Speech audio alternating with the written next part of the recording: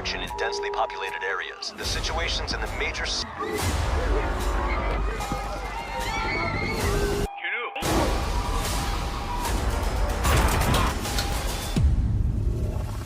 Hello?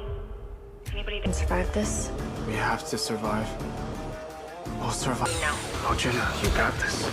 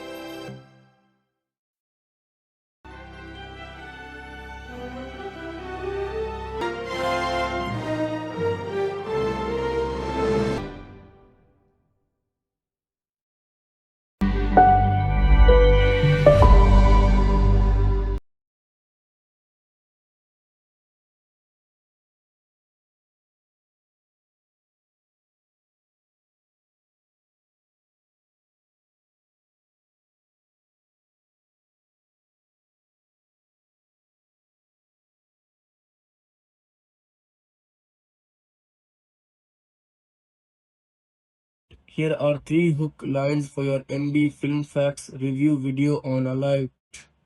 Imagine being trapped alone in your apartment while the world outside turns into complete chaos. Can one young man survive a terrifying zombie outbreak with no way to escape? Stay tuned with MB Film Facts as we reveal shocking facts and review the intense survival thriller Alive 2020 Alive Korean. Saraida is a 2020 South Korean post-apocalyptic action horror movie directed by Cho Il-young. It stars Yoo Ain and Park Shin-hye. The movie is based on the 2019 script Alone, written by Matt Naylor, who also worked with Cho to adapt it into this film.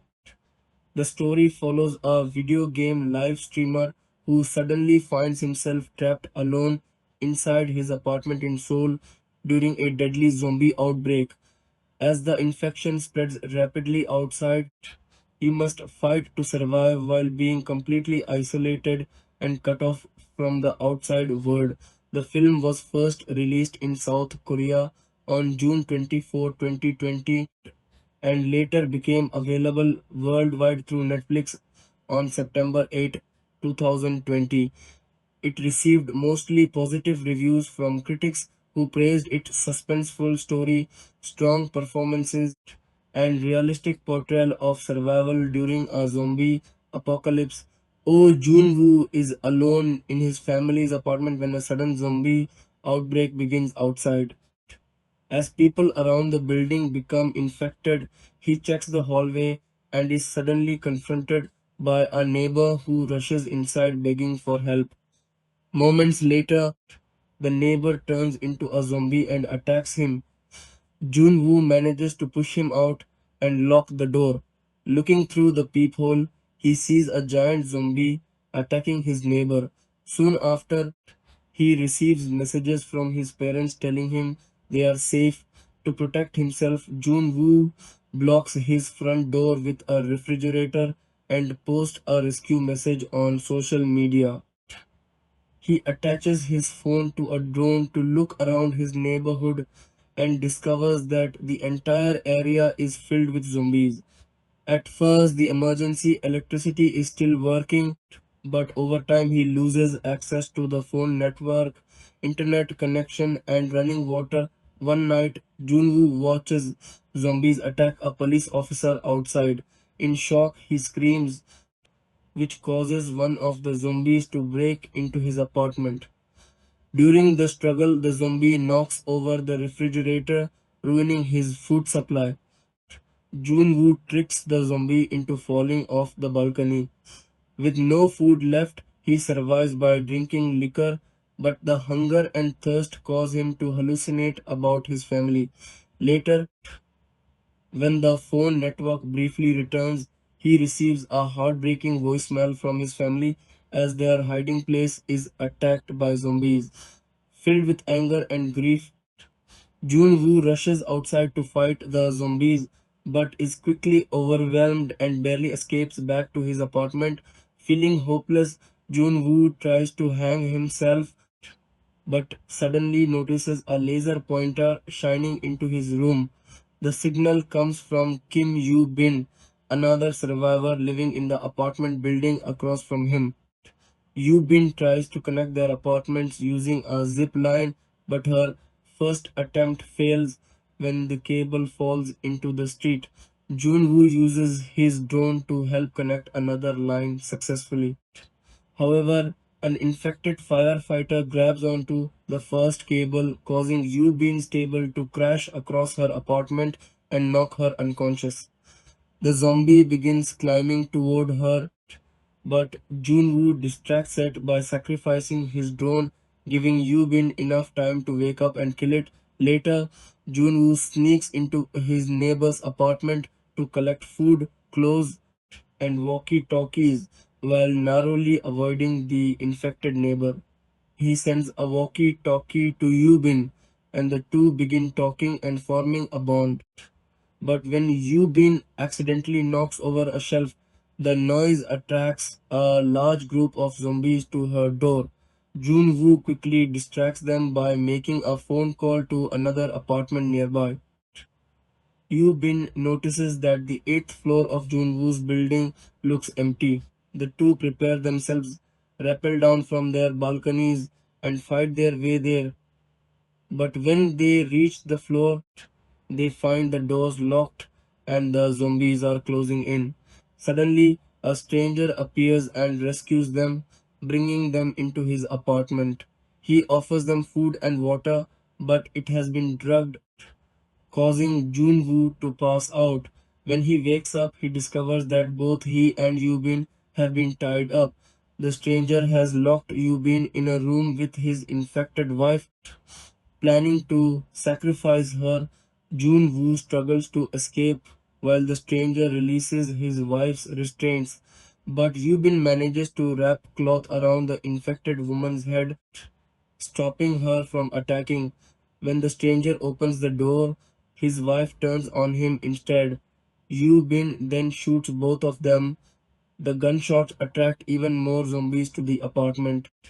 As the infected break in, Yu Bin tells Junwoo to kill her before she gets bitten. Just as he hesitates, they hear helicopters outside. The two rush to the rooftop while being chased by zombies. Just as they are about to be overwhelmed, a military helicopter arrives, fights off the zombies, and rescues them. In the final moments, a news report reveals that wireless networks are being restored and the military is saving survivors who posted rescue messages on social media. June Woo's original post with the hashtag Stay Alive is finally changed to Stay Alive, symbolizing survival and hope. Casting: if you haven't checked out the South Korean zombie flick Alive 2020 yet, you're seriously sleeping on one of the most fire survival horror movies to hit Netflix. Directed by Cho Il-hyung and dropped on Netflix internationally on September 8, 2020, this thing went absolutely viral and for good reason. But beyond the crazy zombie chaos and the nail biting tension, what really made this movie slap was its cast. Let's break down every actor and character that made this film the banger it was, because honestly, the people behind these roles deserve all the flowers. You are in as Oh Jun Woo, the main dude we are rooting for. Let's start with the king of this whole movie. You are in, who plays Oh Jun-woo, a young gamer and video game live streamer who wakes up one morning and finds out the whole city has gone absolutely sideways. Like he literally wakes up checks what's happening outside, and boom, zombie apocalypse. His family is gone, the internet starts cutting out, and this dude is stuck in his apartment with limited food and water. It's giving every introvert's worst nightmare, except way more intense. Yu In was born on October 6, 1986 in Daegu, South Korea. His real name is Hong Sik, but he goes by his stage name Yu In, which he actually chose himself. Fun fact, the In part was inspired by the German word ein, meaning one, because he wanted something that said he's a unique, one of a kind person. And honestly, that energy shows in how he picks roles. Yu In got his start in the industry back in 2003 and grinded his way up like a true underdog story. He made his on screen debut with a small part in a TV series, but his big break really hit in 2010 when he starred in Sung Kyung Kwan's Scandal. After that, the man started stacking hits left and right. Punch 2011, Secret Love Affair 2014, the blockbuster action film Veteran 2015, the historical drama The Throne 2015, and the epic series Six Flying Dragons 2015-2016. He is also known for Burning 2018, where his performance was so unreal that he became the first Asian actor to land on the New York Times list of best actors. That's not a flex, that's a flex. In Isht Alive, plays the role of a kind of immature, tech obsessed young dude who goes through a huge emotional arc. When the outbreak hits, he goes from being a clueless gamer just vibing in his apartment to someone fighting desperately for survival. There's this one scene where he's totally given up hope and is about to end it all. It's heavy stuff, but the performance is so raw and real that you can't help but feel everything this character is going through. Critics called his performance impeccable, and honestly, no notes. He made you laugh at Junwoo's awkward, over the top moments and then made you cry for him the next second. That range crazy good. What's also dope about Yu Ain taking this role is that it showed a different side of him. The character is a regular, everyday guy, not a historical king, not a genius pianist, not a cop, just a young dude stuck at home. And somehow that made it feel more real and relatable, especially because the movie dropped during the COVID-19 pandemic when everyone was literally stuck at home. The timing hit different. Park Shin-hye as Kim Yoo-bin, the real MVP of this movie. Okay, let's talk about Park Shin-hye, who plays Kim Yoo-bin, the girl in the apartment building across from Jun-woo. And let me be real with you, Yoo-bin is the one who saves this whole movie from being just a solo survivalist slog. She is smart, she is capable, she is resourceful, and she is absolutely not here for any nonsense. While Jun Woo is struggling to keep it together, Yu Bin has already set up zombie traps and figured out how to stay alive. She is basically the definition of that we don't need saving energy.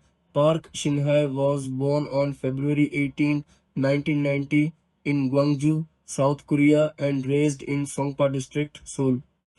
She's been in the industry since she was a kid, literally.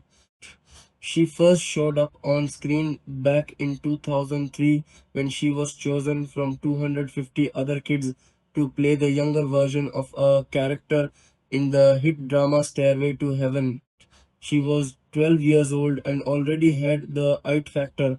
After that, she kept building her resume with roles in Tree of Heaven 2006 and then fully blew up internationally with the romantic drama You're Beautiful 2009, where she played a girl who disguises herself as a boy to join a K pop group. That role was iconic and shot her to fame across Asia. Since then, she's stacked up hit after hit. Miracle in Cell Number 7 2013, which became one of the highest grossing Korean films ever. The Hairs 2013, Pinocchio 2014-2015, Doctors 2016, and Memories of the Alhambra 2018-2019. She graduated from Chang'an University with a degree in theatre in 2016, proving she takes her craft seriously on an academic level too. In S Alive, Park Shin-hye goes full badass mode. Yubin is the straight-faced, no-nonsense counterpart to Jun-woo's chaotic energy, and the contrast between these two characters is what makes their dynamic so entertaining to watch. She's been described by critics as the straight person to Jun Woo's more animated personality, and her cold comebacks to his dramatic moments are low key hilarious. But there's also a deep vulnerability underneath all that toughness. You can see she's also scared and traumatized. She's just choosing to channel it into survival mode. The friendship that grows between Junwoo and Yubin is the beating heart of this entire movie, and Park Shin-hye brings so much warmth and grit to her role that you're genuinely rooting for both of them to make it out. She also happens to have had prior zombie experience in a way. She appeared in the horror film Evil Twin 2007 early in her career, so she knows how to handle this kind of genre work. Her portrayal in Alive is tight, controlled, and full of emotion without ever being over the top. She earned every bit of praise she got for this one. Jeon Bae-soo as the Mask Man. The wild card now, here's where things get real interesting. Jeon Bae-soo plays the character simply known as the Mask Man, and this dude throws a major wrench in the whole vibe of the movie. Without giving away too many spoilers, this character shows up and you're immediately not sure if he's a friend or a foe. He's mysterious, he's got a whole situation going on, and Jeon Bae-soo plays him with this unsettling energy that keeps you guessing. Jeon Bae-soo is a well-known Korean actor who's been in the industry for a long time. He's appeared in various Korean films and TV series over the years and has built a reputation as a solid character actor who can handle complex, morally grey roles. In Alive, he doesn't get as much screen time as the two leads, but when he shows up, he commands attention. His character adds a completely different layer of tension to the film because suddenly it's not just about surviving zombies, it's about whether you can even trust other living people. That's real survival horror stuff right there. The Masked Man's arc in the film is one of the more unpredictable parts of the story, and Jeon Bae-soo plays it with enough ambiguity that you're never 100% sure where things are going. That kind of performance takes real skill, and he delivered. Lee Hyun-wook as Lee Sang-cheol, the neighbor who ain't right. Lee Hyun-wook plays Lee Sang-cheol, a neighbor character who appears in the film and represents a different kind of danger or desperation depending on how you read him. In a story where the zombie outbreak has shattered every sense of normal society, characters like Lee Sang-cheol show how differently people handle crisis situations. Some people rise up, some people fall apart, and some people make choices that you genuinely can't wrap your head around. Lee Hyun-wook is another Korean actor with solid experience in film and television. Though his role in Est Alive isn't the biggest, it contributes meaningfully to the overall tension and world building of the story. His appearance reminds viewers that in a true apocalypse scenario, the infected aren't always the scariest thing out there. Sometimes it's the people who are still alive that you have to watch out for. Lee Chae-gyung. Adding to the human element, Lee Chae-gyung also appears in the film in a supporting capacity, rounding out the small cast with a presence that adds to the human stakes of the story. One of the things that makes Alive stand out from most zombie films is how small and intimate the cast is. There are really only a handful of characters who matter, and every single one of them carries weight. Lee Chae-kyung's inclusion helps build out the world just enough to remind you that this isn't just about two people in two apartments. There's a whole city of people out there dealing with the same nightmare. The chemistry that made it all work. Here's the thing about As Alive that a lot of people don't talk about enough. The fact that most of this movie is basically carried by two people, separated by a gap between apartment buildings, communicating through drones, laser pointers, and sheer willpower. That's a wild premise to pull off, and it only works because you are in and Park Shin Hye have insanely good chemistry together, even when they are not physically in the same space. The way their relationship builds from two strangers trying to signal each other to people who would literally do anything to protect the other, that progression is handled beautifully by both actors. It's not a romance in the traditional sense, but there's definitely a deep emotional connection that forms, and both Yoo Ah-hin and Park Shin-hye sell it completely. Audiences were in their feelings, and rightfully so. It also worth noting that the movie had a very lean cast by design. Director Cho Il-hyung made a very intentional choice to keep the character count low, which put all the pressure on the leads. And both Yoo Ah-in and Park Shin-hye stepped up in a major way. The fact that the movie never feels boring or small, despite being mostly confined to apartment settings, is a direct result of the quality of their performances. Behind the scenes, who brought this vision together, the casting of Ast Alive was clearly done with a lot of intentionality. You've got You Are In, who is known for playing emotionally complex characters, being paired with Park Shin Hye, who has a long track record of bringing warmth and strength to her roles. Together, they create a balance that makes the film feel grounded even when it's going full chaos mode with zombie hordes.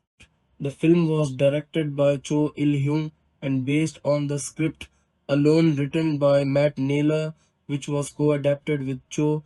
It was produced by Zip Cinema and Perspective Pictures, distributed in South Korea by Lotte Entertainment and internationally by Netflix. The movie had a budget of around $6.3 million and ended up making over $14. 7 million at the box office. A clean win for a film with such a tight concept. Why this casting worked so hard at the end of the day? Alive worked because the casting was just right.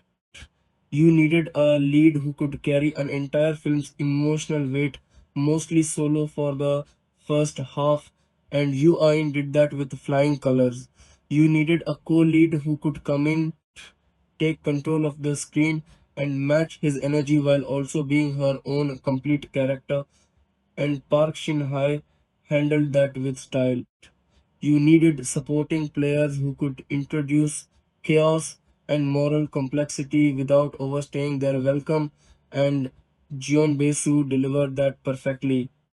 The fact that this film worked so well with such a small cast is a testament to just how talented these Korean actors are. Asha Alive didn't need 100 characters and a massive ensemble, it just needed the right people in the right roles, and that's exactly what it got.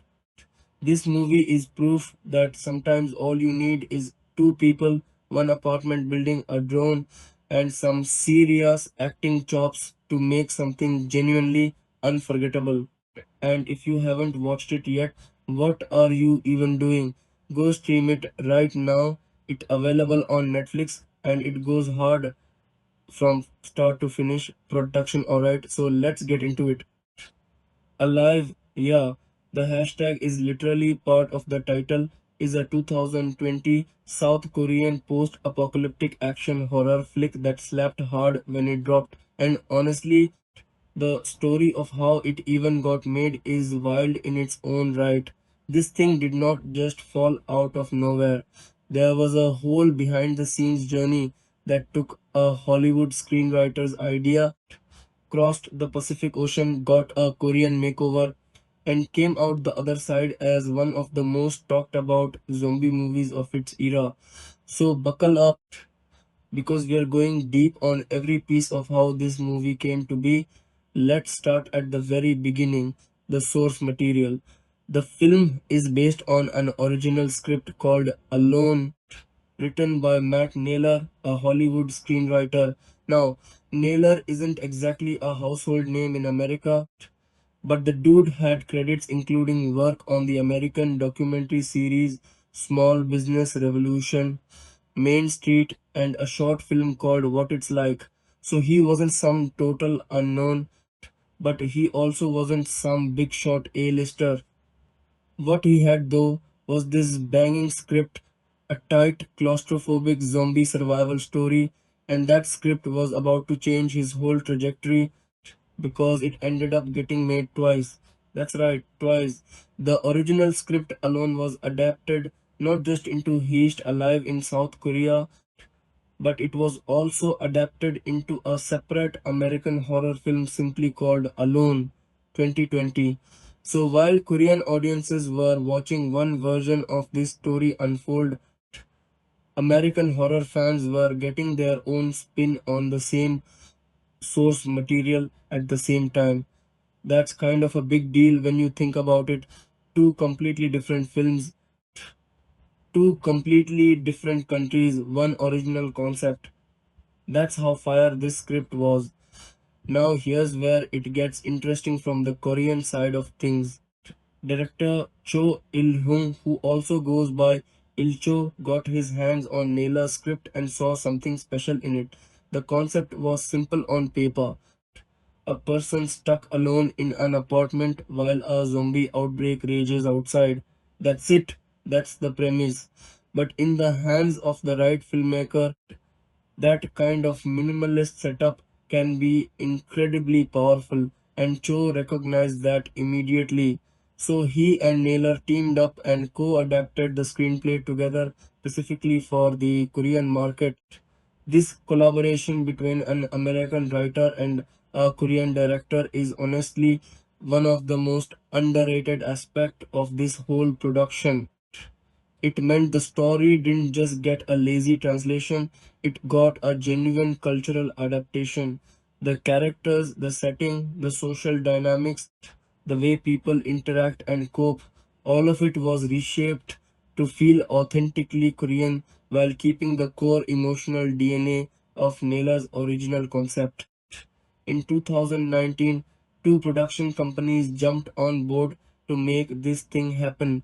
ZEP Cinema, which is a well-known South Korean production company, came in as the primary production partner. Alongside them was US producer Perspective Pictures, which added that cross-Pacific collaborative energy to the whole project. For distribution, Lotte Entertainment, one of South Korea's biggest entertainment and distribution conglomerates, was brought on to handle the film's theatrical release in South Korea. Having Lotte on board was huge because it gave the film serious institutional muscle and meant it would get a proper wide release rather than just getting buried in some limited run. Once the production framework was locked in, it was time to build the cast. On July 11, 2019, it was officially announced that two of South Korea's biggest stars had signed on, Yoo Ah-in and Park Shin-hye. Let's talk about these two for a second because casting them was not just a creative decision, it was a statement. Yoo Ah-in is one of Korea's most acclaimed actors. The dude is known for taking on complex, emotionally demanding roles, and he has a real intensity on screen that makes him perfect for a movie where the main character is essentially alone for most of the runtime.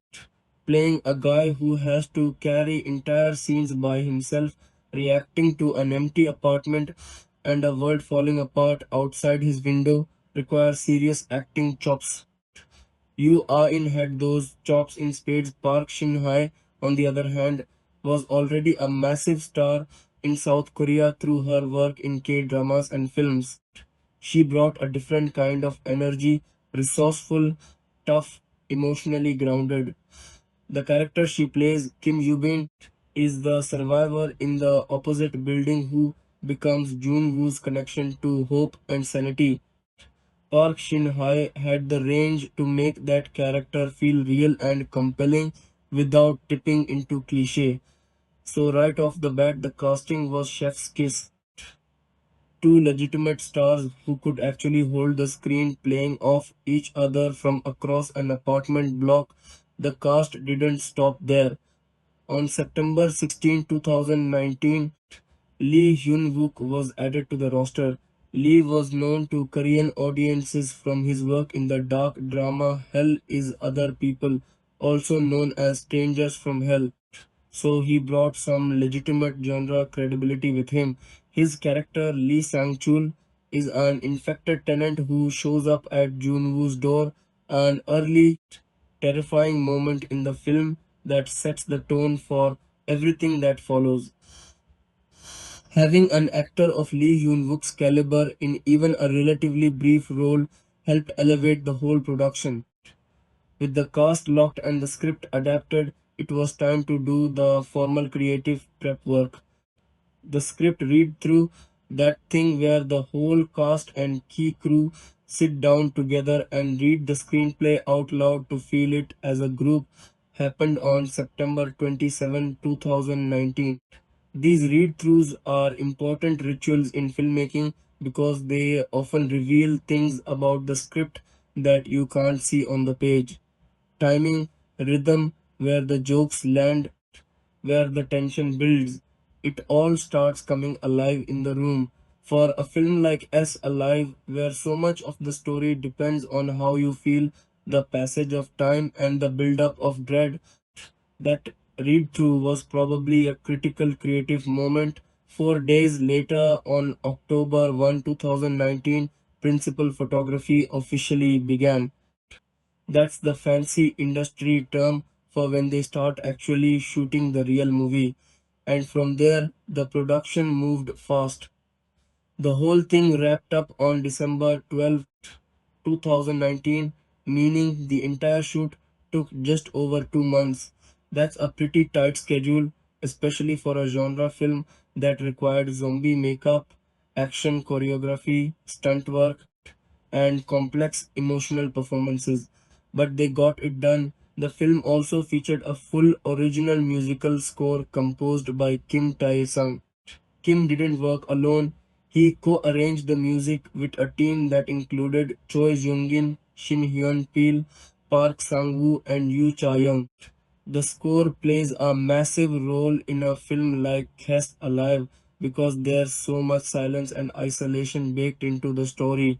When you're watching a dude alone in an apartment, the music has to carry a ton of emotional weight. It has to make you feel the loneliness, the mounting despair, the moments of dark comedy, and the burst of adrenaline when things go sideways. Kim and his team delivered a score that worked seamlessly with the film's visual rhythms. Beyond the original score, the film also featured some licensed tracks that weren't on the official soundtrack release. These included Break by Benzino, a beloved Korean rapper whose chill, introspective style fits the film's mood perfectly, as well as Sane and Alive, both by an artist called Inni. These songs were woven into specific moments in the film to add texture and emotional depth, and they became associated with the movie in the memories of viewers who loved it.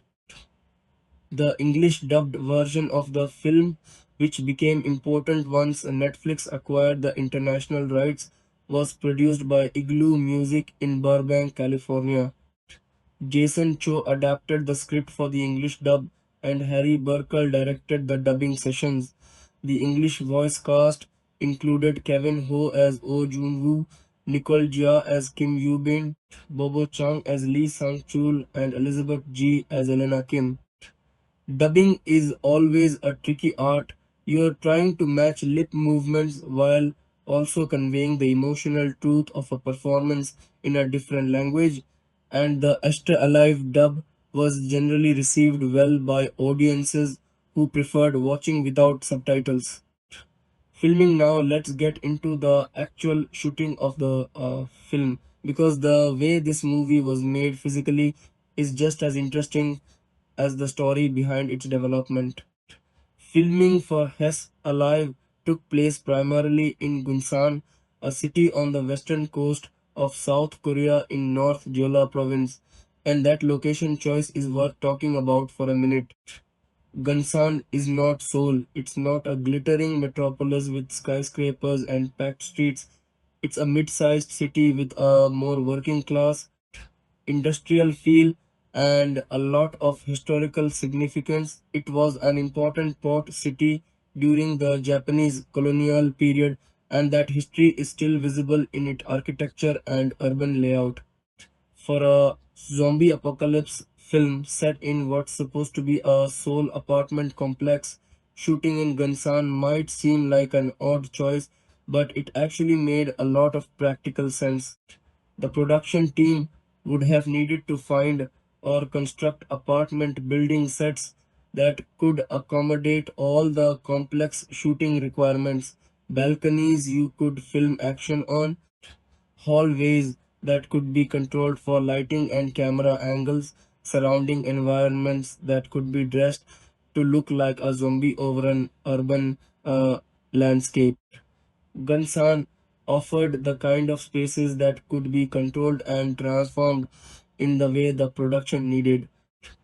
Park Shin-hye herself later shared some behind the scenes insight about the Gunsan shoot, noting in post that the location held special meaning for her and that the atmosphere on set was warm and collaborative even while they were filming some seriously intense material. That kind of positive set culture matters more than people realize. When the cast and crew actually enjoy working together, it often shows up in the final product. The chemistry between Yoo Ah-hin and Park Shin-hye in the film feels natural and genuine, and a lot of that probably comes from the working environment they were in during those 2 months. The shoot ran from October 1 through December 12, 2019, which means they were filming through autumn and into early winter. In South Korea, that period can get pretty cold, especially in a coastal city like Gunsan. The conditions of filming outdoors in chilly weather would have added an extra layer of physical challenge for the cast and crew, particularly during any exterior scenes or sequences involving the apartment balconies. But that physical discomfort can also translate into authentic performances. There's a rawness and a desperation in You Are In's performance in particular that feels genuinely embodied, and you have to wonder how much of that came from actually being cold and tired during long shooting days. The apartment complex setting demanded a very specific kind of filmmaking. Director Cho Il-hyung had to figure out how to make a confined space feel cinematic and dynamic. One of the major creative challenges with Ish Alive is that so much of the story takes place within the four walls of Junwoo's apartment. Unlike a typical action film where the camera can follow characters through varied locations, here the director had to find visual creativity within a very limited physical environment. He worked closely with cinematographer Won Ho-san to develop a visual language for the film that used the apartment's geometry, its windows, balconies, hallways, and sightlines to create tension and spatial storytelling. The drone scenes in the film are particularly noteworthy from a filmmaking perspective. In the story, Jun Woo uses a drone to scout his neighborhood and eventually as a tool for communication and distraction. The actual filming of the drone footage required careful coordination to make it feel visceral and real, like you're genuinely seeing the world through this little machine flying above a zombie infested urban area. Those shots are some of the most memorable in the film because they give you a sense of scale and hopelessness that you can't get from inside the apartment alone. The zombie choreography and makeup work during filming also deserves a nod. South Korean films have a proud tradition of exceptionally well crafted zombie work going back to Train to Busan and beyond. The zombies in Alive are fast, aggressive, and genuinely unsettling. Their movement patterns, jerky, animalistic, relentless, required significant work from both the performers playing the infected and the stunt coordinators who designed their action sequences. Getting that right on a tight shooting schedule meant that the production team had to be incredibly organized and precise, with stunts and makeup workflows designed to move efficiently. The balcony sequences, which include some of the film's most nerve-wracking moments, including the zip line setup between Jun Woo's and Yu Bin's apartments, required serious rigging and safety protocols. You are asking actors to lean over railings, rappel down building facades, and fight zombies on narrow ledges. None of that is safe by default. The production stunt team would have spent considerable time planning and rehearsing those sequences to make sure they could be executed safely while still looking authentically dangerous on screen. The final result is a set of sequences that genuinely make your palms sweat, which is exactly what you want from a zombie horror film. The film's editing was handled by Min Kyung Shin, whose job during production was closely tied to how the footage was captured. Modern filmmaking often involves editors working in close communication with directors and DPs during the actual shoot, looking at footage as it comes in and helping to identify whether the coverage is sufficient or whether additional shots are needed. For a film like Assassinat Alive, where pacing is everything, where you need to feel the slow agony of isolation before the burst of action, the editorial choices made during and after filming were absolutely crucial.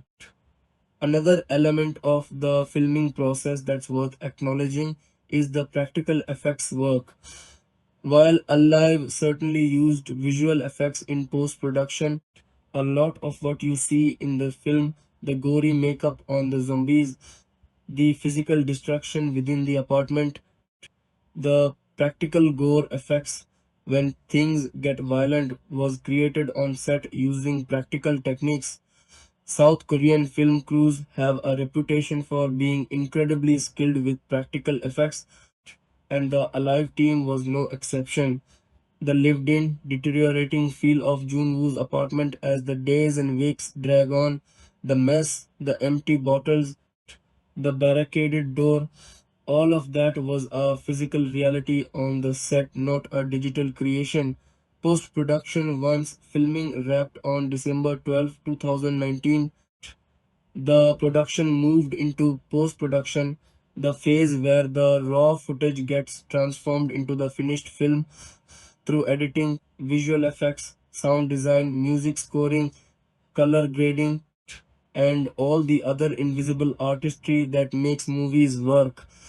For Est Alive, post production would have run from late 2019 into the spring of 2020, with the film eventually being completed in time for its June 2020 theatrical release in South Korea. The editing process, led by Min Kyung Shin, was where the film's final shape was determined. At 99 minutes, Alive is a lean, efficient piece of filmmaking. There's very little fat on it. Every scene serves a purpose, every moment of quiet has weight, and the escalation from eerie isolation to desperate action feels precisely calibrated. Getting there required the editor to make tough choices about pacing, about when to linger on Yu Ain's face as the reality of his situation sinks in, and when to cut fast and hard as the chaos breaks loose. The tonal balance of the film, it's genuinely funny in places, deeply melancholic in others, and scary when it needs to be, is largely an editorial achievement. Sound design in post production was a key component of building the film's atmosphere. When you are dealing with a story set in a high rise apartment building during a zombie apocalypse, sound is everything.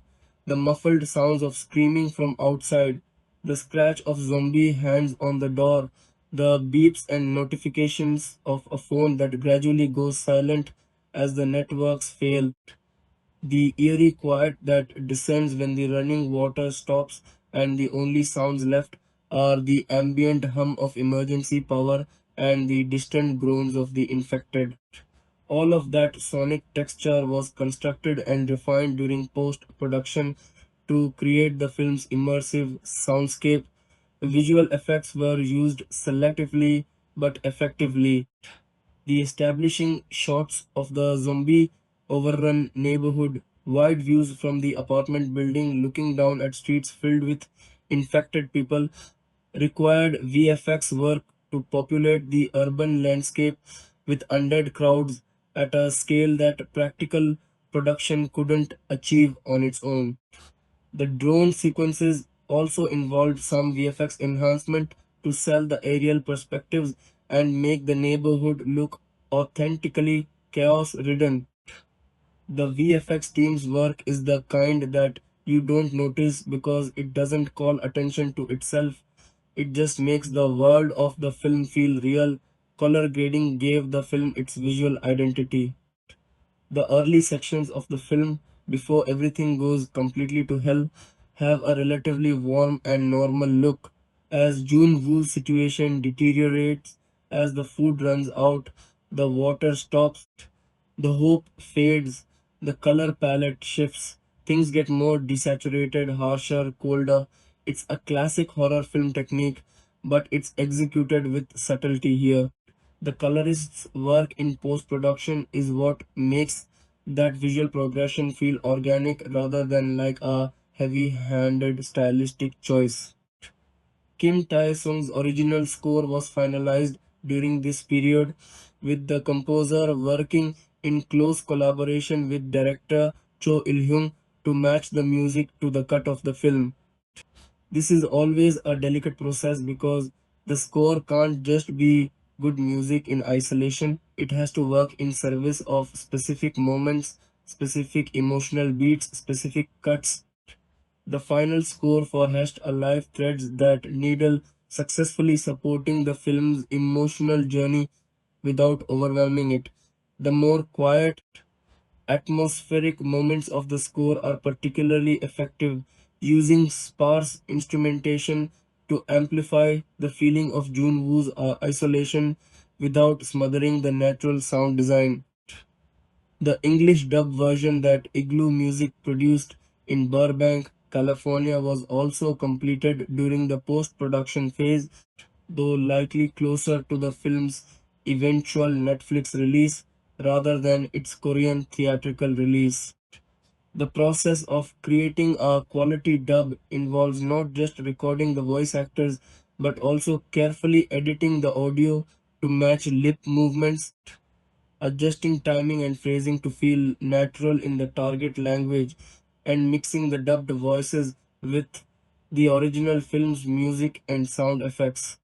The work that Jason Cho did adapting the script for the English dub, but making sure the dialogue sounded natural in English while preserving the emotional truths of the original Korean was a quiet but significant contribution to the film's eventual international success.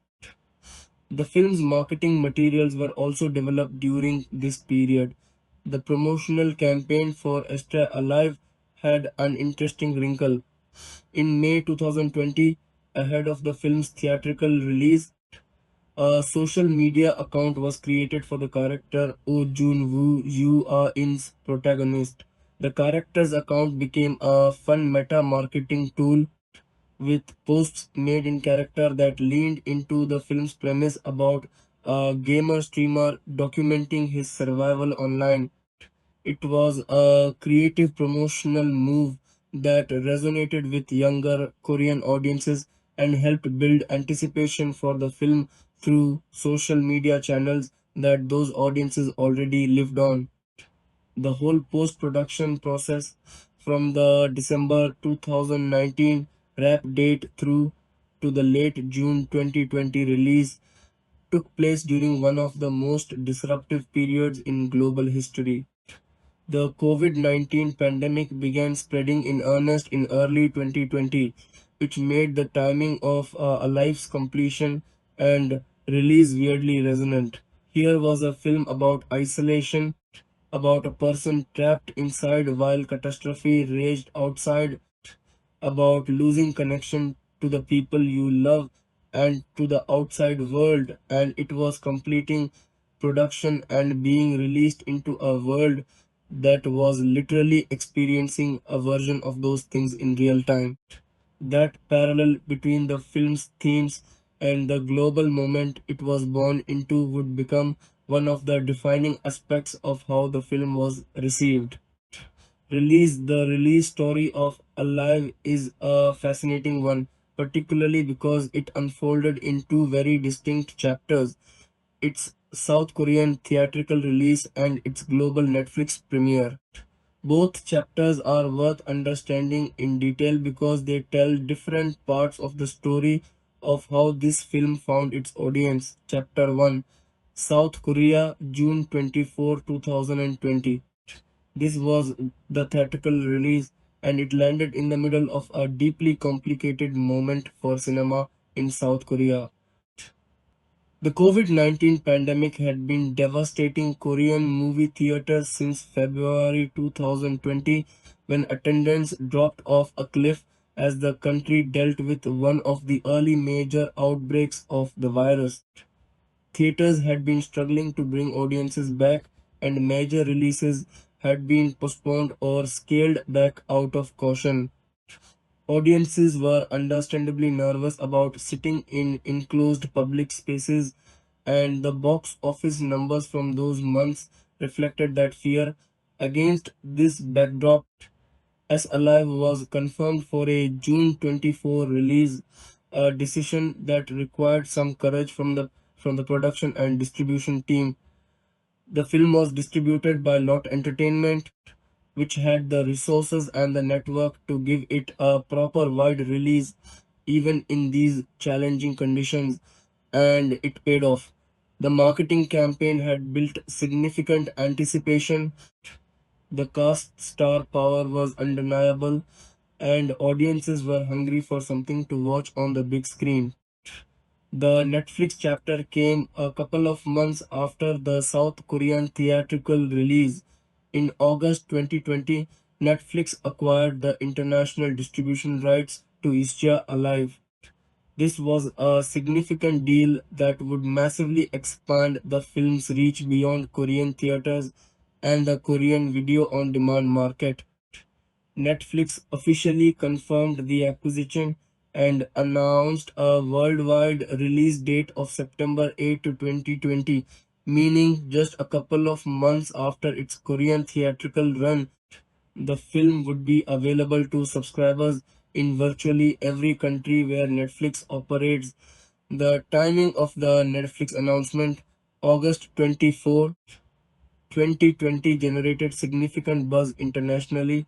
By this point, the Korean wave Hallyu was in full swing, with K-dramas and Korean films building massive global fan bases. Netflix had been aggressively investing in Korean content, and picking up Alive for worldwide distribution was a natural fit. For international audiences who had been falling in love with Korean cinema, especially since Parasite won the Academy Award for Best Picture in early 2020 and put Korean film on the global map in an undeniable way, Yes Alive represented another opportunity to experience the best of what Korean filmmakers could do. The English dub version, produced by Igloo Music in Burbank with Kevin Ho, Nicole Jia, Bobo Chang, and Elizabeth G voicing the main characters, was released alongside the subtitled original Korean audio version on Netflix. Having both options available was smart programming from Netflix, as it meant the film could reach both subtitle comfortable viewers and those who preferred to watch dubbed content. The reception of As Alive was, to put it plainly, a genuine phenomenon. This movie did not just land well, it blew up. And understanding its reception requires looking at it from multiple angles. The theatrical response in South Korea, the global Netflix performance, and the critical conversation that surrounded it. All three dimensions tell a different part of the story. The international Netflix reception was where Est Alive transcended from being a successful Korean film to being a genuine global phenomenon. When it dropped on September 8, 2020, it spread across Netflix's charts with alarming speed. 2 days after its Netflix premiere, it had achieved global first place on the platform, meaning it was the most watched film on Netflix worldwide. That's not something that happens with every Netflix release. In fact, it's something that happens with very few of them. For a Korean language film to hit that milestone was genuinely historic. That Alive topped the Netflix daily chart in 35 countries. That list included some of the world's biggest and most influential markets: the United States, France, Spain, Sweden, Russia, Australia, Pakistan, and Canada, among many others. Getting to number one in 35 countries simultaneously is the kind of performance that makes even Netflix executives do a double take. It became the first Korean film to top the Netflix movies worldwide chart, another historic achievement that underscored just how dramatically the appetite for Korean content had grown in global markets. By December 2020, just 3 months after its Netflix premiere, Asta Alive was in the top 10 list in 90 countries. 90 countries. That's a staggering footprint for a film that was made on a relatively modest budget by a first time feature director. It was named one of the most loved titles globally on Netflix in 2020 and claimed the title of the most popular horror title of 2020 across all of Asia on the platform. In the 28 days following its Netflix release, the film was watched for a combined total of 54.62 million hours. To put that in perspective, that's enough viewing time to watch the 99-minute film roughly 33 million times in a single month. The timing of the film's release in relation to the COVID-19 pandemic was, without question, a massive factor in its reception. The world in September 2020 was still deep in the grip of pandemic restrictions, lockdowns, and social isolation. People were stuck at home, living the exact experience in a less zombie infested but emotionally parallel way that our live's protagonist was going through on screen. Audiences connected with the film on a level that went beyond typical genre entertainment. They saw themselves in Junwoo's apartment, recognized the specific horror of watching the world fall apart through a window while being powerless to do anything, and felt the emotional resonance of those experiences in a way that made the film feel less like fantasy and more like a mirror. The film's themes of digital connection and social media as a lifeline also hit differently in 2020. The way Junwoo uses social media to try to signal rescuers, the way he and Yoo Bin communicate using walkie-talkies and drones, the film's final revelation that survivors who posted on social media were the ones who got rescued. All of this spoke directly to how people were actually using technology to maintain connection and seek help during the pandemic. It was the kind of thematic resonance that you can't manufacture. The film arrived at exactly the right moment with exactly the right story. Back in South Korea, The film received recognition at the 2020 Sign 21 Awards, where Yoo Ah-in took home the Best Actor award. Sign 21 is one of South Korea's most respected film publications, so a Best Actor win there carries genuine weight and affirmed what audiences already felt, that Yoo Ah-in's performance was the heart of the film and that he delivered something truly special. Box office story of Alive is one of the more remarkable commercial success stories in Korean cinema in 2020, particularly given the context of the COVID-19 pandemic and its devastating effect on theaters worldwide. Let's get into the numbers because they are genuinely impressive. The film opened in South Korean theaters on June 24, 2020, and its opening day performance was absolutely jaw-dropping given the circumstances. On that first day, Alive drew in a total of 204,071 viewers. To understand why that number matters, you have to understand what Korean box office attendance had looked like in the preceding months. From February 2020 onward, the COVID-19 pandemic had hammered Korean theaters. Audiences were scared, movies were being delayed, and attendance figures were at historic lows. The box office was essentially in crisis mode.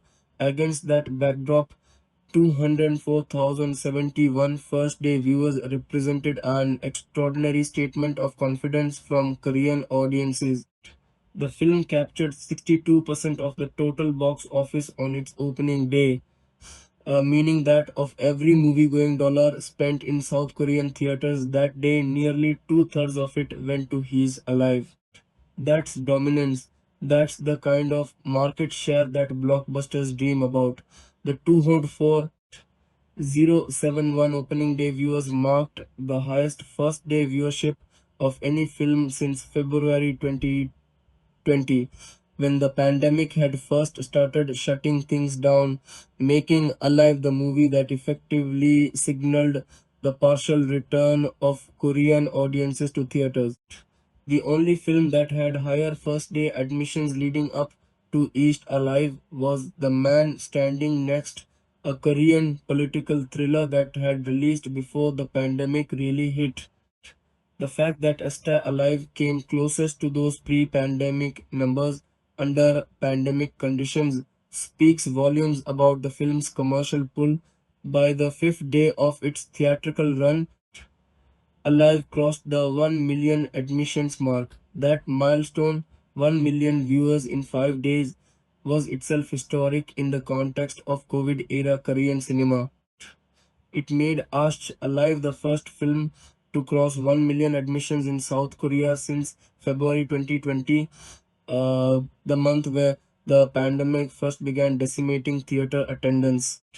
Crossing that threshold was celebrated not just as a commercial achievement for the film, but as a symbolic moment for the Korean film industry as a whole, proof that audiences would come back to theaters for the right film even under difficult circumstances. During its first weekend, He's Alive garnered 1,001,802 viewers, securing the top spot at the South Korean box office. It then held the number one position at the box office for its first three consecutive weekends, which is a strong commercial performance by any standard. A film holding the top spot for three straight weekends means that word of mouth was doing its job. People were seeing it, telling their friends and family, and those friends and family were going out to see it the following weekend. By the time its South Korean theatrical run wound down, Hesta Alive had accumulated over 1,992 total admissions in Korea as of December 2020. Given that this number was achieved under pandemic conditions with reduced theater capacity and intermittent attendance anxiety, it represents a genuinely impressive domestic box office performance. The film's overall worldwide box office is reported at approximately $14.7 million USD. While that number might look modest compared to big Hollywood blockbusters, it's important to understand the context. He's Alive was produced on a Korean film budget, not a Hollywood tentpole budget. It was made to succeed in the Korean domestic market first and foremost. The fact that it generated $14 7 million globally, a significant chunk of which came from South Korean theaters, while simultaneously becoming one of Netflix's most watched films ever, and the associated financial value of that Netflix deal made it a substantial commercial success by any reasonable measure. The Netflix streaming performance, while not captured in traditional box office figures, was commercially massive. Netflix acquired the international rights in August 2020, and the 62 million hours watched in the first 28 days after the September 8 Netflix premiere represents an enormous amount of value. Netflix doesn't typically pay per view for acquired content, but the fact that Alive achieved global number one status and held positions in the top 10 across 90 countries meant that it delivered tremendous value to Netflix's programming term slate and contributed to subscriber retention and satisfaction during a period when streaming was experiencing explosive global growth. The South Korean VOD market also delivered strong results for Alive. Once the film moved to video on demand platforms in Korea, it topped the VOD service charts as well. By August 2020, it had surpassed its break even point, meaning the film had officially made back its production and marketing costs and moved into profitable territory. That milestone was celebrated by the filmmakers and cast, with Yoo Ah-in and Park Shin-hye both publicly expressing gratitude to audiences for their support. Critical response. Now let's get into the critical response, because the way critics received Hitched Alive is a fascinating snapshot of how the international film criticism world engages with Korean genre cinema, and specifically of how the pandemic context shaped the way people thought and wrote about the film. The broadest measure of critical reception comes from Rotten Tomatoes, the review aggregator website that collects and synthesizes critic reviews into a percentage score and an average rating. Has Alive landed with 88% of 25 critics' reviews being positive, with an average rating of 6.8 out of 10. That 88% fresh rating puts it solidly in the critically well received category, not a perfect score, not a consensus masterpiece designation, but a strong positive showing that reflected genuine enthusiasm from most critics who engage with the film.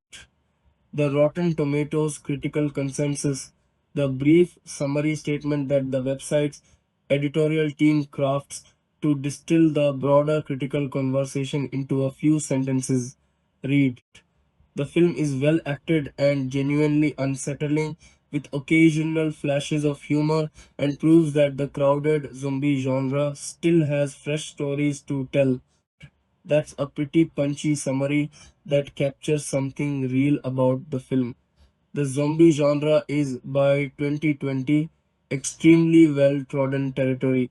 Between Night of the Living Dead, the Romero sequels, the 28 Days Later franchise, The Walking Dead, World War Z, Train to Busan, Shaun of the Dead, and dozens of other entries, zombie fiction has explored pretty much every conceivable permutation of its central premise. For Alive to be recognized as bringing something fresh to that genre, to tell a story that felt new within such a familiar framework, was a genuine critical achievement.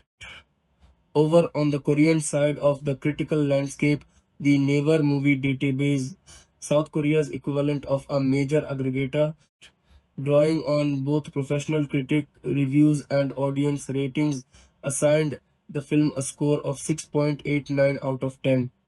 That score reflects a broad swath of Korean viewer opinion and lands in a zone that suggests solid satisfaction without universal rapture. Korean audiences appreciated the film for its entertainment value and its performances, while perhaps holding back on giving it the kind of near perfect scores reserved for prestige cinema.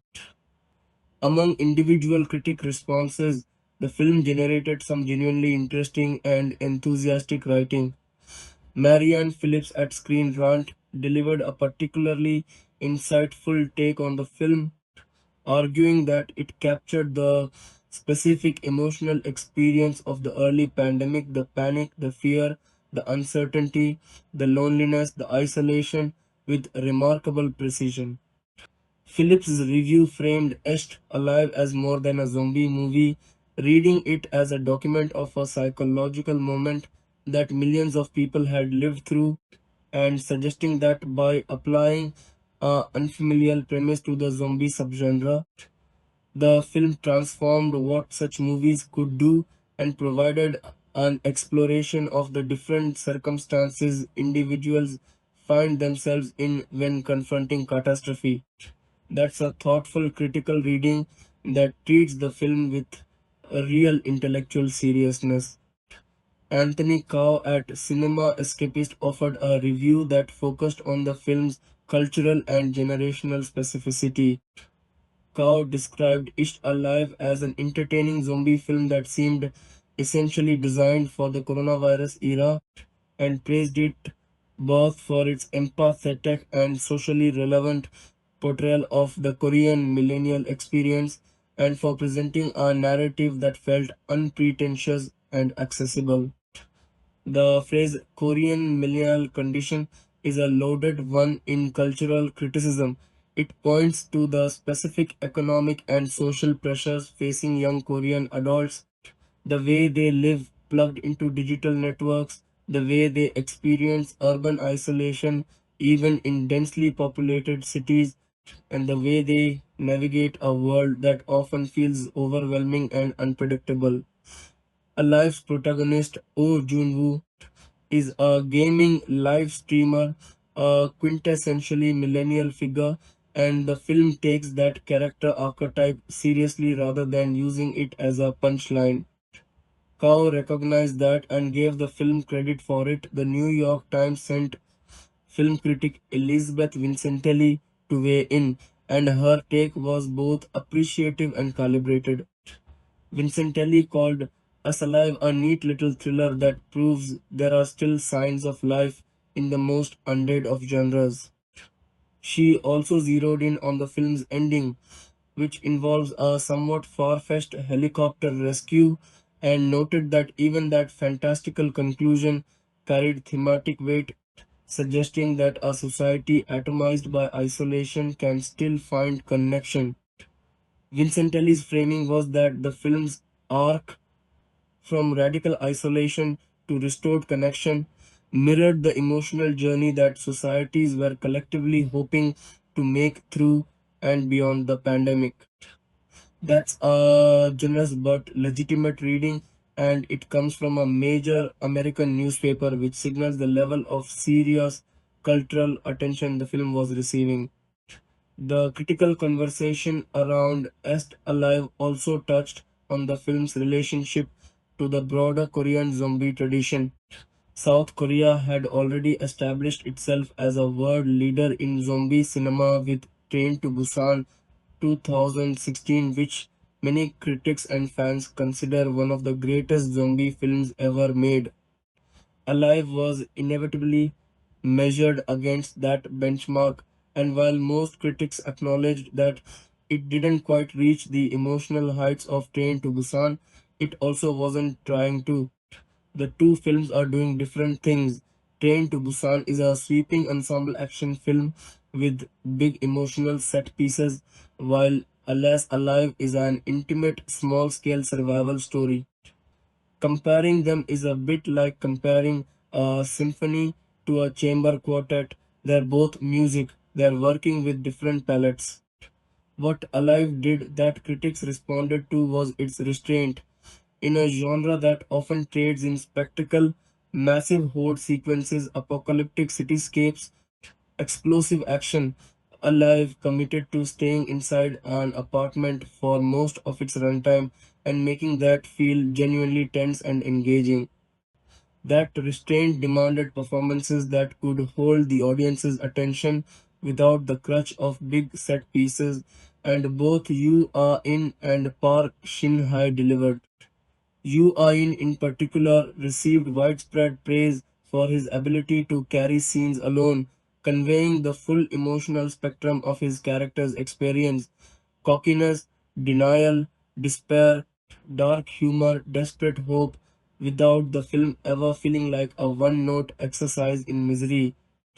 The film's use of technology as both a survival tool and a thematic element also drew critical attention.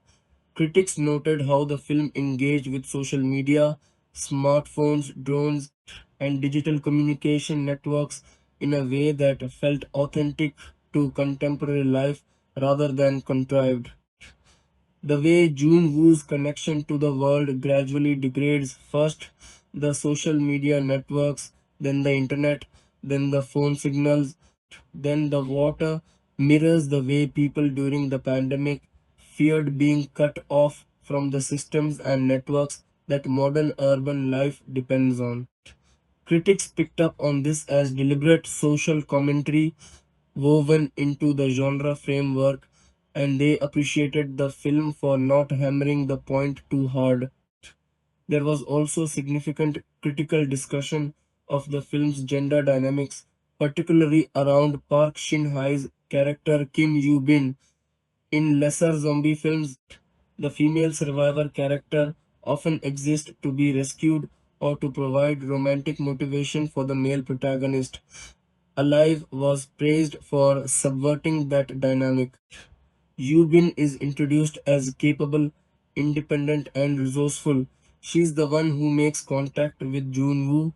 She's the one who has fortified her apartment, and she's the one carrying a hand axe and using booby trap doors to deal with zombie intruders. The film frames her as Junwoo's equal and, in many ways, his more competent partner.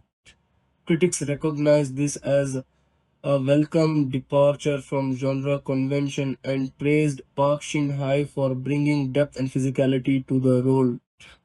The film's ending was a point of mild critical debate. The helicopter rescue, which comes after an intense rooftop sequence, struck some critics as a bit too convenient, a Hollywood style escape hatch that let the film dodge a more ambiguous or tragic conclusion. The revelation that the military was specifically rescuing survivors who had made social media posts, meaning Jun Woo's early decision to post a rescue request online, paid off in the most literal way possible, was seen by some as a neat thematic bow that tied things up a little too cleanly. Others, like Vincentelli, read that same ending as carrying genuine emotional and social significance.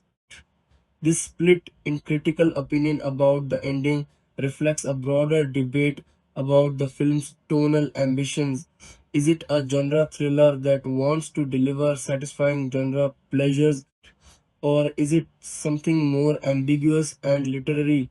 The film is probably both, and the tension between those impulses is part of what makes it interesting to argue about.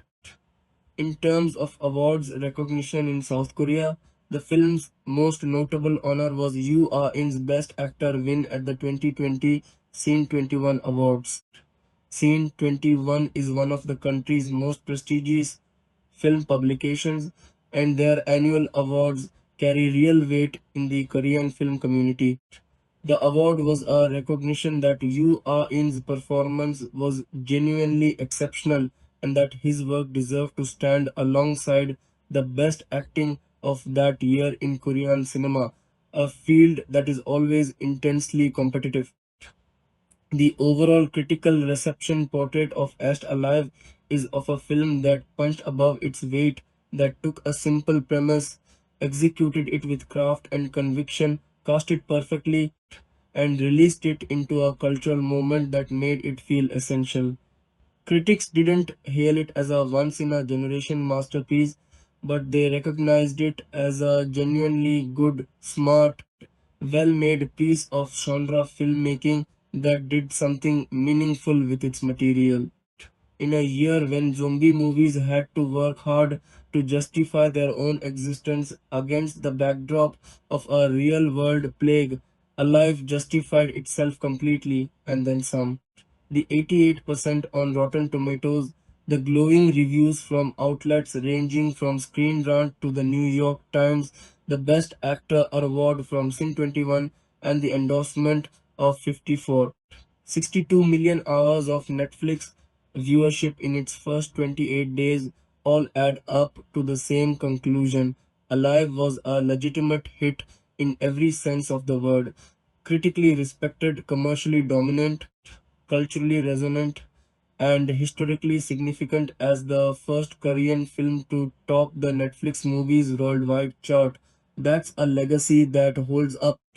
Reviews and facts number one. I'll say this upfront. I've never watched a zombie movie before. I know, but I'm not much of a horror fan, and in general, I lean towards psychological horror that traffics more in dread and suspense and less in gore and hacking of body parts. But the trailer for Estras Alive caught my interest because it seemed to promise Park Shin-hye as I've never seen her before. So I girded my loins and jumped in. Adagti Alive is a zombie film, the feature debut of director Jo Il-hyung, adapted from the script of Alone, an upcoming American horror movie. And yes, that annoying hashtag in the title does end up making sense. The story begins with Oh Jun Woo, you are in, waking up alone in his family's apartment, starting his day only to find he's in the middle of a zombie apocalypse. He soon loses touch with his vacationing family as cell and internet connectivity break down. Barricading himself in his home, he tries to survive until someone rescues him. He spends the next days battling hunger, isolation, fear, and the zombies that have taken over his apartment complex. He's at the end of his rope when he encounters Yu Bin, Park Shin-hye, another resident who's trying to survive. I appreciated that Yubin is far smarter and more resourceful than Jun Woo when it comes to both scraping together food and water and defending herself from the infected with booby traps and weapons. Usually, when we get these last man alive stories, the hero tends to be the mastermind of his own escape, but here it's Yubin who provides the smarts, the badassery, and the lion's share of the bravery. I loved seeing Park Shin-hye as Yubin, who is so different from her usual naive and soft-hearted heroines, falling in love with men who treat her with various degrees of condescension. She definitely gets a chance to stretch her acting chops here. She even has some action scenes which she pulls off with calm and deadly violence. My only complaint is that Yubin is the far more interesting character. I wish we could have started the movie with her instead of Junwoo. I'd have enjoyed viewing this story from her perspective. The plot is straightforward, but it resonates differently now than it was likely intended to when the movie went into production. Horrifying as the imagery of people biting out each other's jugular veins is, especially to a wimp like me who normally doesn't watch this type of stuff, it was more chilling to reflect on the ways this reminds me of our current situation. That opening sequence with mutating cells and viruses that look a little too familiar was rough to watch. There's no escaping the parallels to the feeling of being in lockdown, carefully calculating when you need to go out next to buy food, wondering who in your vicinity might be carrying the infection. For these characters too, technology is a precarious connection to the outside world that can provide solutions for immobility and isolation. Junwoo spends his first few days glued to the TV, listening to broadcasts about how the disease is spreading quickly in densely populated areas.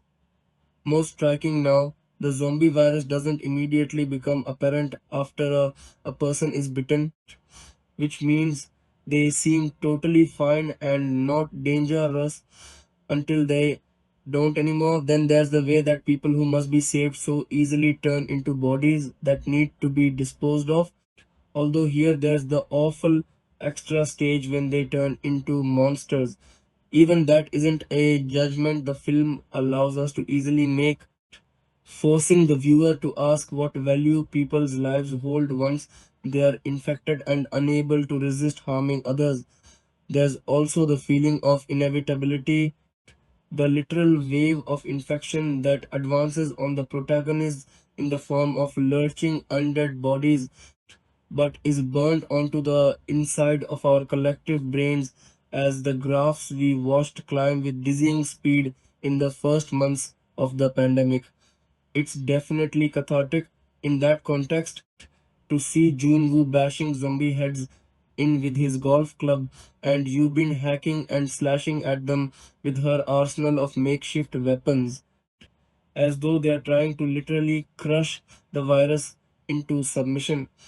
Although the chase and fight scenes are thrilling and well done, the film is at its best in its quieter moments. Most effective is its portrayal of the protagonist's loneliness and fear as they face their mortality in complete solitude. Jun Woo and Yu Bin are both alone in their homes for many days, with communication completely cut off to the outside world and nothing to fill the empty days but waiting. We don't unfortunately spend these days with Yu Bin, but the first third of the movie is entirely Junwoo in his apartment, slowly starving and losing hope.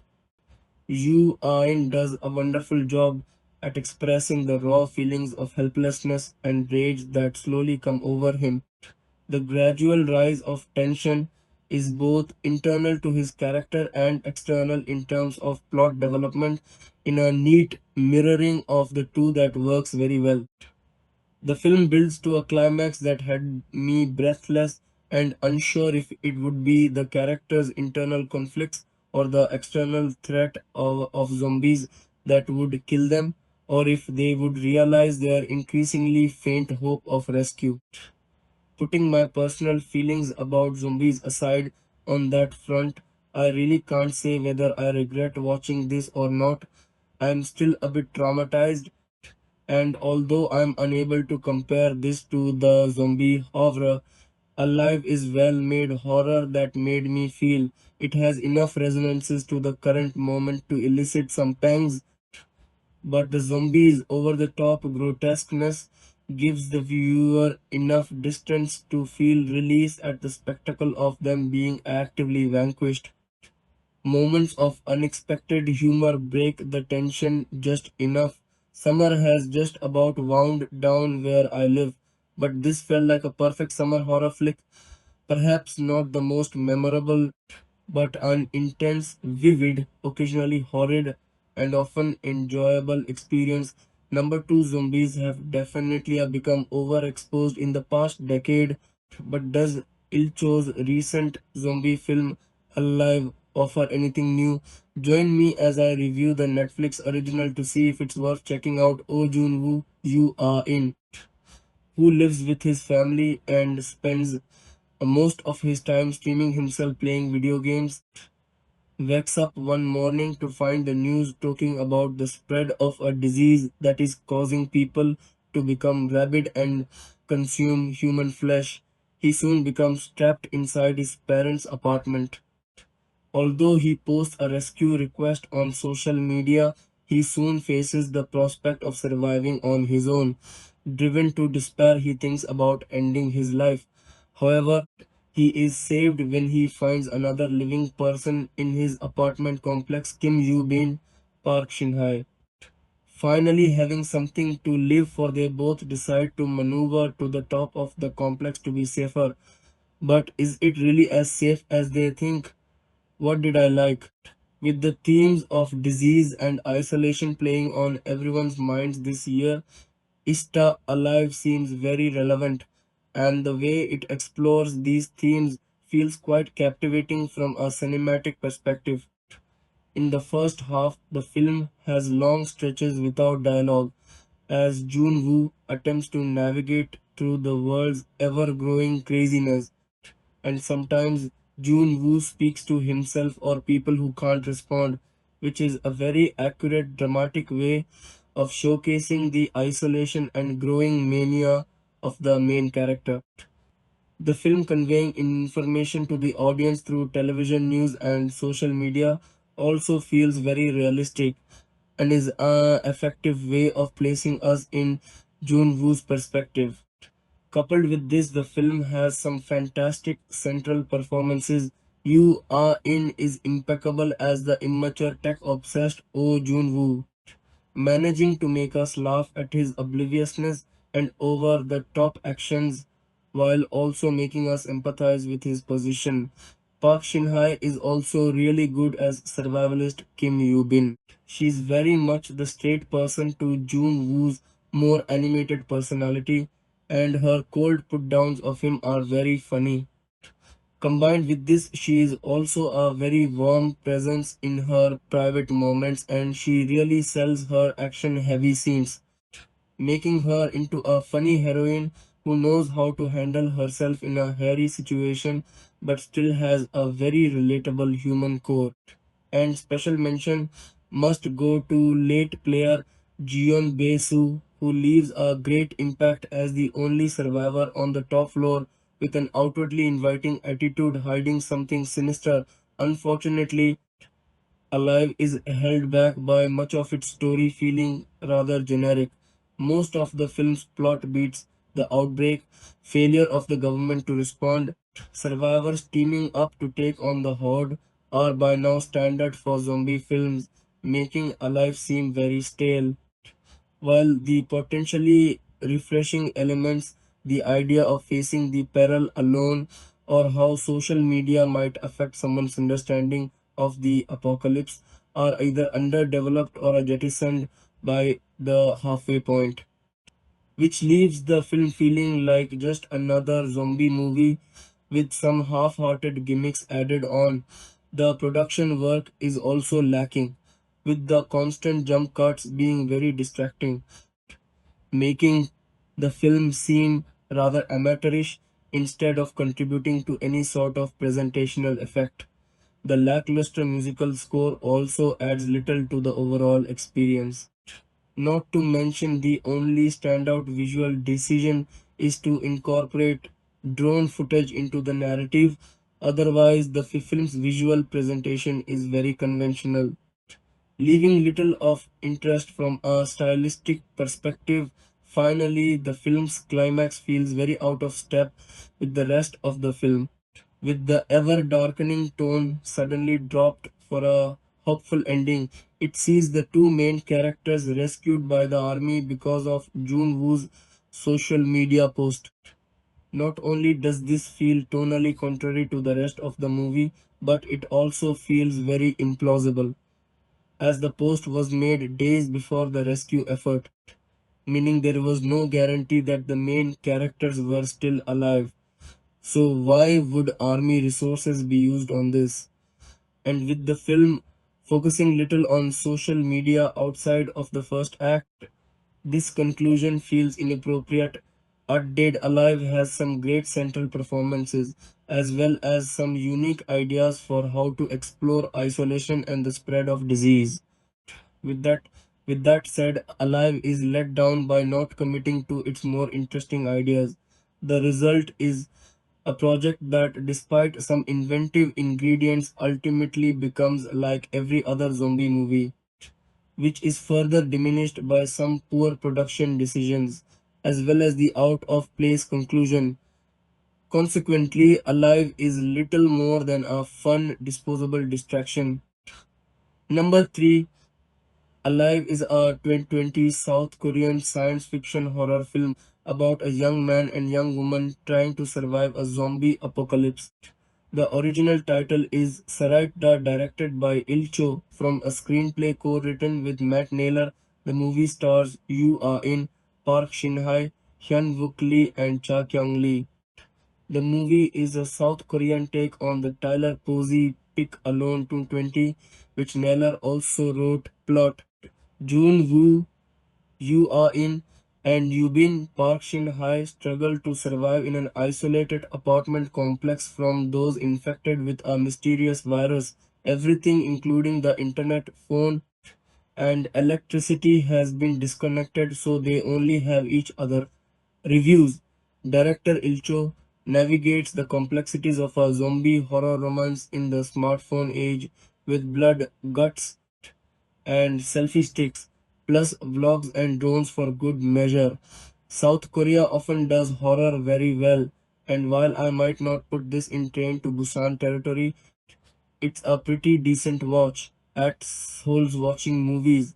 Sadly, it's largely lacking in originality, action, and execution, adding little to nothing to the genre, with all the practical effects on the undead looking as cheap and tacky as it gets, which makes them more amusing than horrifying. Sign marvelous. One thing Ash Alive has is how well paced the film's action and narrative is, as nothing ever feels like a drag or that it is being rushed.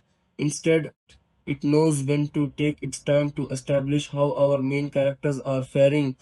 It takes its time, yes, but it never lingers any longer than necessary, and we are often quickly thrust back into the next zombie filled scene. Geek review: let's not oversell it. Alive does enjoy the zombie aspects when it veers away from the character development. The zombie horror understands the human side to a devastating event, which makes it more than just a genre film. Alive deserves way more promotion than it actually got. Ready, steady, cut. Alive is the middle ground of a zombie story in that its bleeding heart emotions are unmistakable, and the zombie stuff can be good enough with detailed makeup work and creepy choreography creating some nightmarish extras. It's more that the film is built for low expectations and you either accept it or else. Roger Ebert. Come, it's not like the zombies are ignored completely here.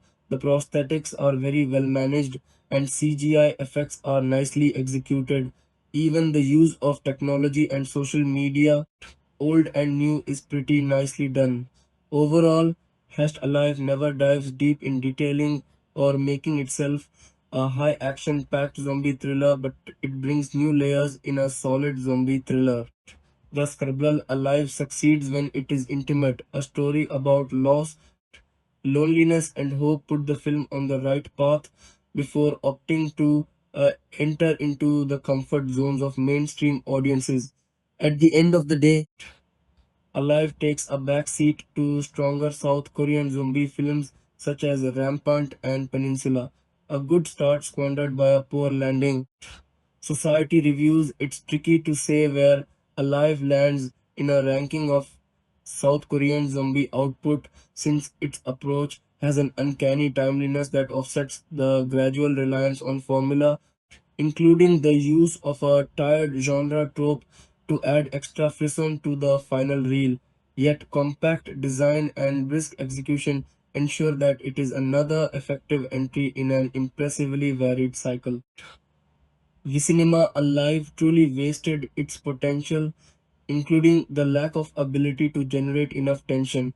The first 40 minutes of the film might have approached the zombie genre differently, however, the rest of it quickly reduced the film to cliche catch me if you can moments. Yu Anin is perfect in the role of Jun Woo, nevertheless, even his excellent acting did not save the film from being a run of the mill production.